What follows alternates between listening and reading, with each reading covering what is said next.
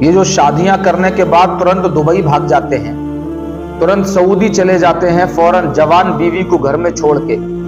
ظالم ہیں یہ لوگ، ظلم کرتے ہیں۔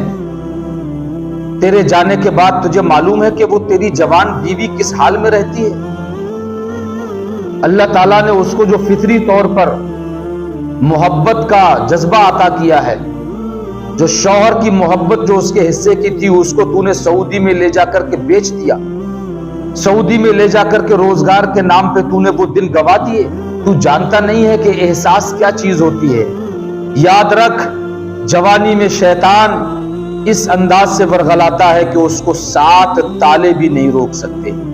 اس کو پوری دنیا کی زنجیریں نہیں روک سکتی گناہ کرنے سے۔ جو نوجوان اپنی بیویوں کو شادی کرنے کے فوراً بعد چھوڑ کر کے دبئی اور سعودی جاتے ہیں نا،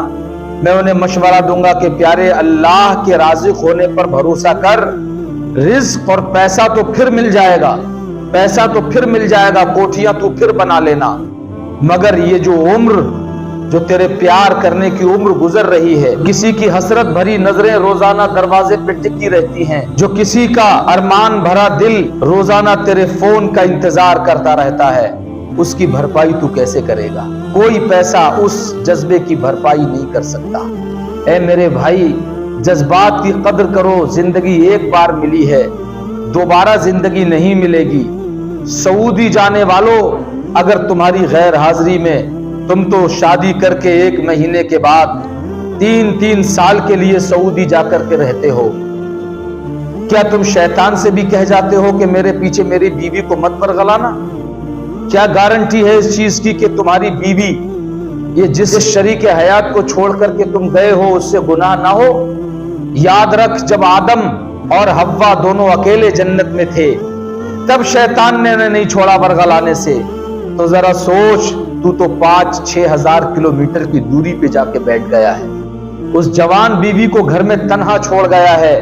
جہاں عیاشی کرنے والے لڑکے ایسی عورتوں کی تلاش میں رہتے ہیں، جن بستیوں کے اندر لوگ ایسے گھروں کو تلاش کرتے ہیں جن کے خاوند، جن کے شوہر، جن کے ہسبینڈ ودیشوں میں رہتے ہوں اور وہ عیاشی کرنے کی فکر میں رہتے ہیں، ایسی عورتوں کے ساتھ ناجائز سمبند بنا لیتے ہیں۔ جتنا گناہگار وہ ناجائز سمبند بنانے والا ہے نا، میں کہتا ہوں کہ تو بھی اس سے کم گناہگار۔ خودی سے پیسہ کما کے لا کے اسے زیور تو خرید کے دے سکتا ہے، مگر کیا اس کے جذبات بھی لوٹا دے گا؟ تو اسے کپڑے تو خرید کے دے سکتا ہے، مگر کیا اس کی عمر بھی واپس کروا دے گا؟ تو جس پیسے کی خاطر تو نے اپنی جوانی کے دن اپنی بیوی سے دور گزارے ہیں،